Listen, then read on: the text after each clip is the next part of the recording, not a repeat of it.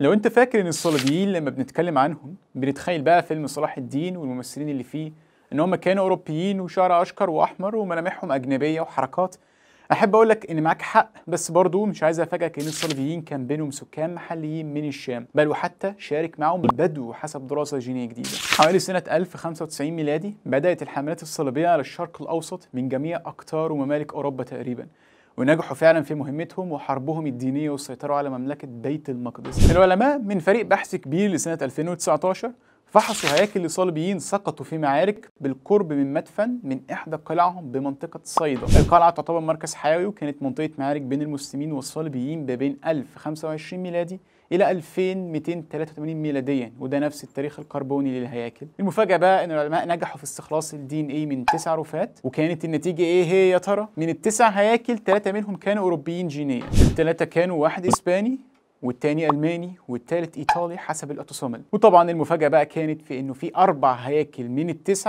يعتبروا محليين شوام متطابقين مع سكان لبنان وبيقاتلوا مع الصليبيين. طيب والمفاجأة تقف عند هنا؟ لا طبعا، تم اكتشاف إنه في 2 هيكلين يعتبروا خليط ما بين أب أوروبي وأم بدوية عربية، والتاني خليط ما بين أب أوروبي وأم شامية مسيحية، وده بيفتح علامات استفهام على طبيعة الاختلاط اللي حصل مع الأوروبيين في المملكة دي، رغم إنه ما زال متوقع خصوصا إن المصادر التاريخية ذكرته.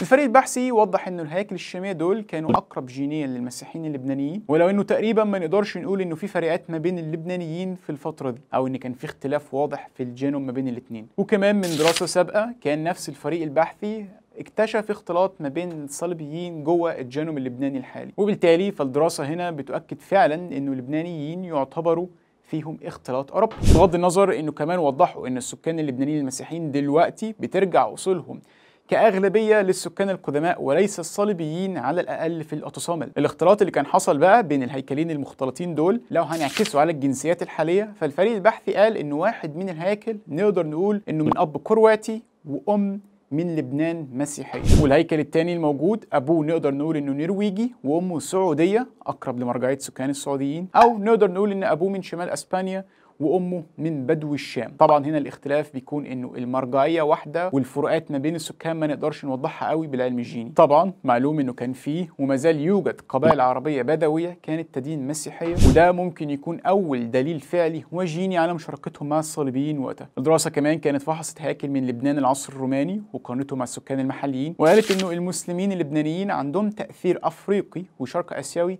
احتمال يكون بسبب السلاجقة أو العثمانيين في العصر الإسلامي، ده لأنه موجود عندهم وحكرا مش موجود عند المسيحيين. وطبعا المعلومات دي أكيد مش واضحة ومش هتعرفها لا في الأفلام ولا في المسلسلات.